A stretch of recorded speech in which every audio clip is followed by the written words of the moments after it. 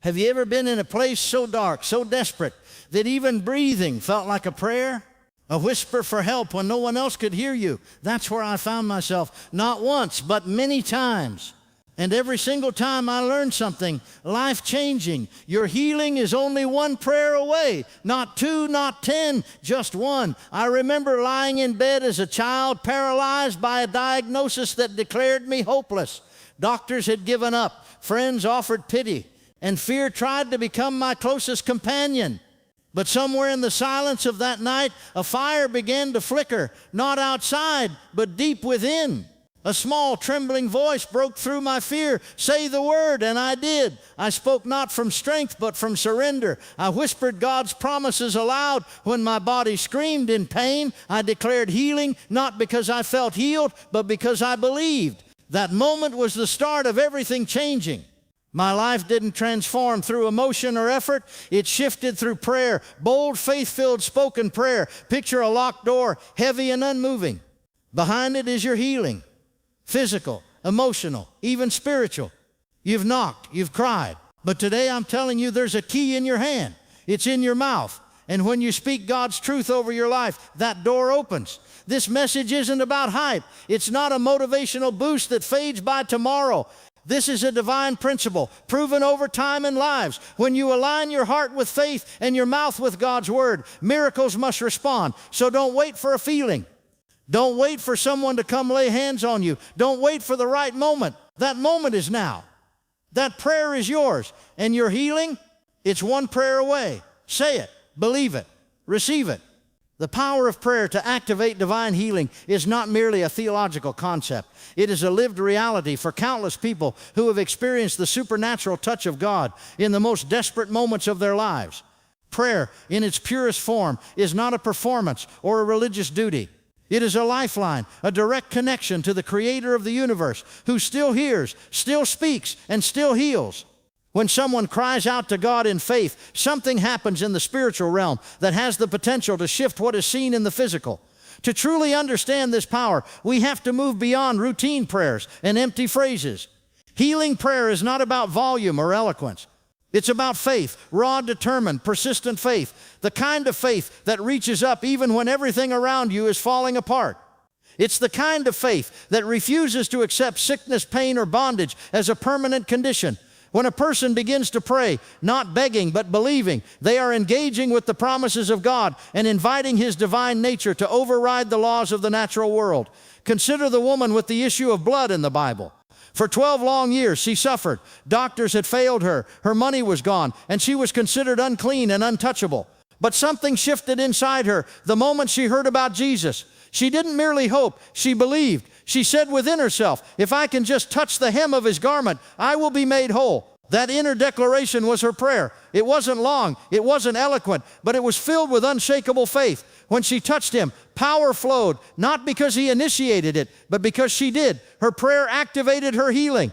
That's the kind of power we're talking about. Not distant, not historical, not reserved for a chosen few. This is power that's alive and available to anyone who dares to reach out with faith-filled prayer. Prayer is the means by which we grab hold of God's promises and pull them into our reality. Healing is already part of what has been made available through Christ. It's already been paid for, already been declared. But prayer is the vehicle that delivers it from the heavenly realm into the physical world. There are people who are walking testimonies of this truth. I've met them. I've been one of them. I've seen cancers disappear, hearts healed, minds restored, not because of how loud someone shouted or how long they fasted, but because they dared to pray and believe. I remember hearing the story of a young boy who was born with a rare blood disease. Doctors gave him months to live. His parents didn't have theological training or even strong support from their local church.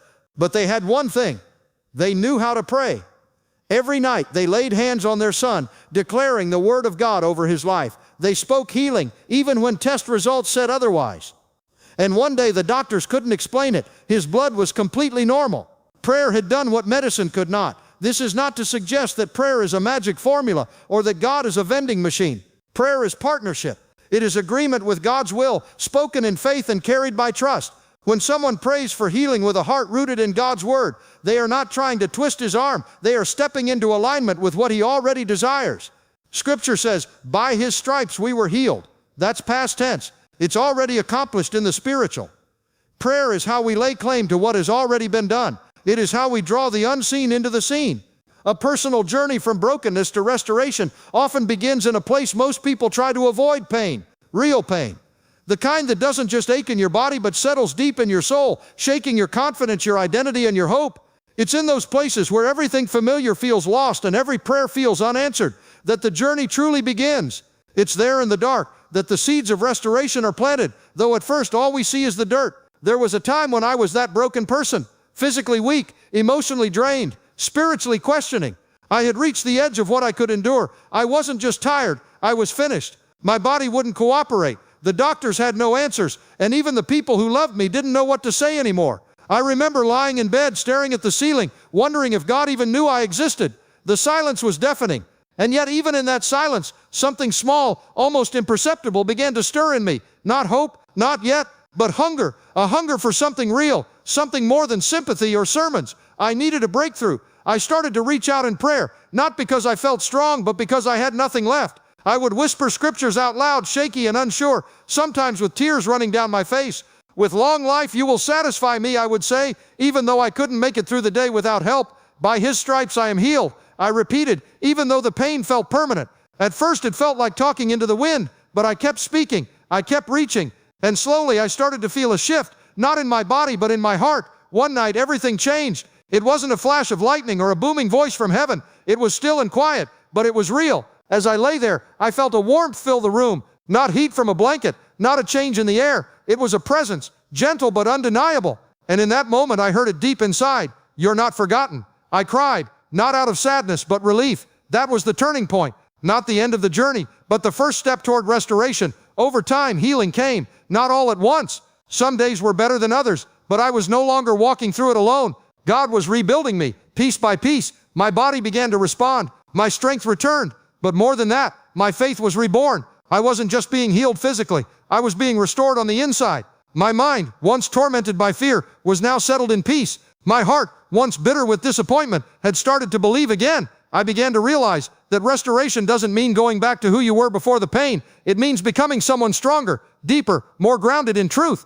Brokenness had exposed my need, but prayer had introduced me to the healer. Through that personal process, I learned that God doesn't waste anything. Not the tears, not the waiting, not even the moments when you feel like giving up. Every part of the journey matters, even the cracks and scars, because they become the places where His glory shines the brightest. This kind of transformation doesn't come from wishing or pretending everything is okay.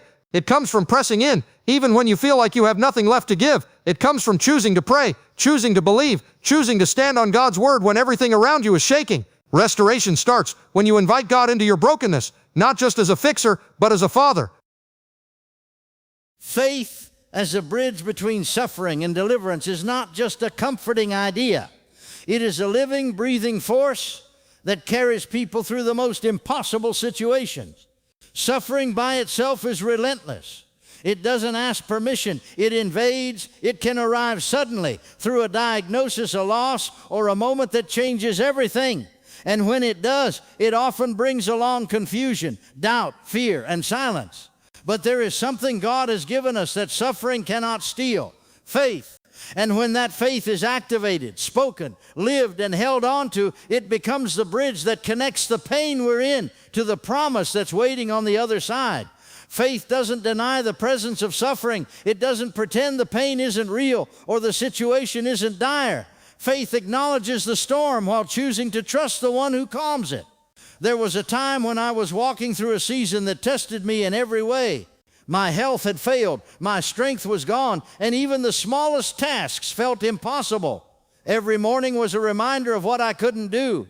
Every night was a battle with thoughts that whispered, "This is how it ends." The suffering wasn't abstract, it was personal, physical, and constant. But even in that darkness, something inside of me refused to let go. That something was faith.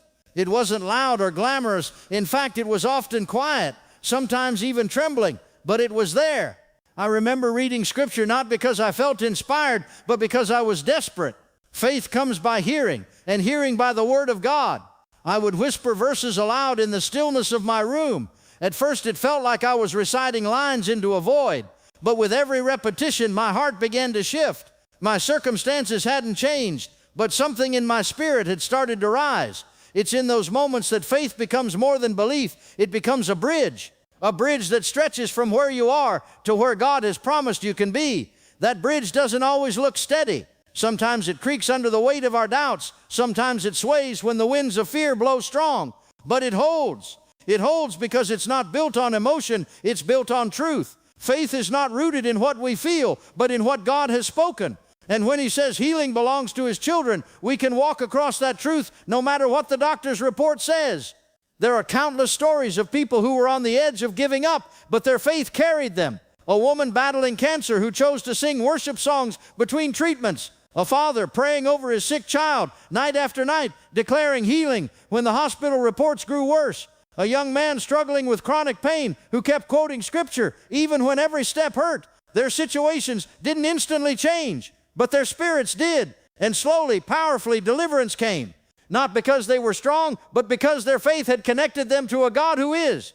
Faith is not passive. It speaks, it moves, it stands, it stretches out hands to touch the hem of Jesus' garment when the world says it's over. Faith dares to believe what the eyes can't see and the body doesn't yet feel. It reaches forward across the gap of suffering and lays hold of healing, peace, and restoration. That's what makes it a bridge. It doesn't ignore the reality of pain, but insists that pain is not the end. It looks past the current storm and locks eyes on the one who walks on water. The importance of speaking God's promises aloud cannot be overstated, especially when it comes to receiving healing. There is a divine principle woven throughout Scripture that shows the creative, activating power of words. From the very beginning, God demonstrated this truth. When the earth was formless and void, He didn't think light into existence. He spoke it. Let there be light, and there was light. That same creative force is embedded in the words He has given us to declare. When we speak His promises over our lives, especially in moments of weakness or sickness, we are not merely repeating religious phrases. We are engaging in spiritual warfare, realigning our reality with heaven's truth.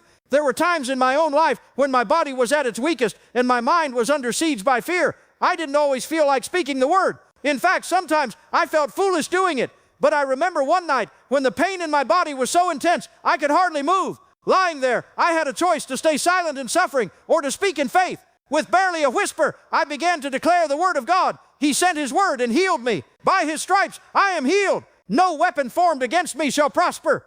Each word felt small in the moment, but I kept speaking. The atmosphere in the room began to change. My body didn't feel different right away, but my spirit was being strengthened. It was as though every spoken promise was pushing back against the darkness, reminding sickness that it didn't have the final say. And over time, my body began to respond, not because of anything magical, but because God honors His word. And when we speak His word, we are giving Him something to perform. There is power in the spoken word. Proverbs tells us that death and life are in the power of the tongue. What we say matters. When someone is believing for healing, silence can be dangerous, and negativity even more so. Complaining, rehearsing symptoms, or repeating the worst-case scenario only strengthens fear and discouragement. But when we choose to speak God's promises instead, we shift our focus from the problem to the solution. We elevate truth above facts. We engage faith. Speaking aloud also reinforces belief. Faith comes by hearing, not just hearing someone else speak the word, but hearing yourself speak it. There's something powerful about hearing your own voice declare that you are healed, that God is faithful, that His word will not return void.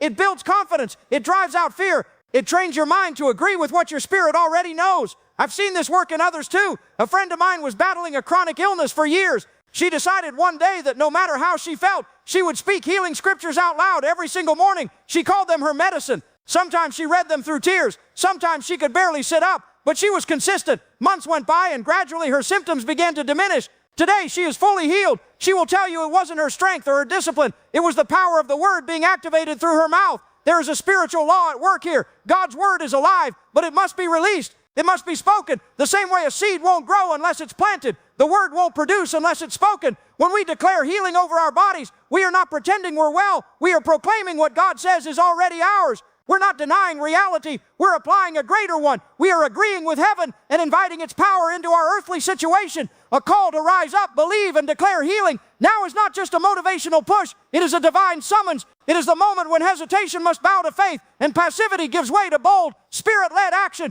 Too many people live in the waiting room of their miracle, hoping that healing might come someday, somehow, if all the right conditions fall into place. But there comes a point where hope must give way to faith, and faith must find its voice. Healing isn't just something we desire, it's something we must rise up and lay hold of. Rising up doesn't always mean leaping out of bed or shouting at the top of your lungs. Sometimes it's internal. It starts when something in your spirit says, enough is enough. You may still feel the pain, you may still hear the reports, but something inside of you stands. There is a shift, a refusal to accept what the enemy has tried to impose on your life. Rising up is about position, about aligning yourself with God's truth rather than your circumstances. In my own life, that moment came after months of waiting and suffering. I had prayed, I had cried, I had hoped. But it wasn't until I believed deeply, personally, without needing external confirmation, that things started to change. That belief wasn't based on how I felt or what I saw. It was based on what God had said. I made a decision. If God said I was healed, then that was the final word. From that moment, my prayers shifted. I stopped asking and started declaring. I stopped waiting and started thanking. That was my rise up moment, and that's what God is calling others into. Belief is not a passive agreement. It's a full surrender of your reality to God's promise. It means trusting that what He says is more true than what you feel. It means believing that healing isn't just possible, it's already available. The work was finished at the cross. The stripes were taken. The blood was shed. Now it's up to us to believe and receive. Belief takes courage, especially when your body is telling a different story, but it is belief that moves mountains and opens the door to miracles. Once belief takes root, it must be expressed. Faith without works is dead, and the first work of faith is often found in the mouth. There comes a time when you stop talking about the sickness and start talking to it. You declare healing with authority. You don't beg God to do what He's already done. You speak it into being. That declaration is not a formula, but a demonstration of trust. It's saying, I believe your word more than I believe my pain. I believe your promise more than I believe the report. And when that declaration comes from a heart full of faith, heaven moves. I have watched people come alive in their spirit the moment they started to declare healing instead of just waiting for it. I've seen the color return to faces, strength rise in weak limbs, and joy break through sorrow, all because someone dared to open their mouth and agree with God. That agreement is powerful. It silences the lies of the enemy. It dismantles fear. It ignites the atmosphere with expectation. And expectation is the breeding ground for miracles. This call is urgent, not because healing is in short supply, but because too many people are living beneath what God has already given. The invitation is extended. The door is open. The power is available, but it must be taken by faith. It's not enough to wish or wonder. You must rise up. You must believe, and you must say so.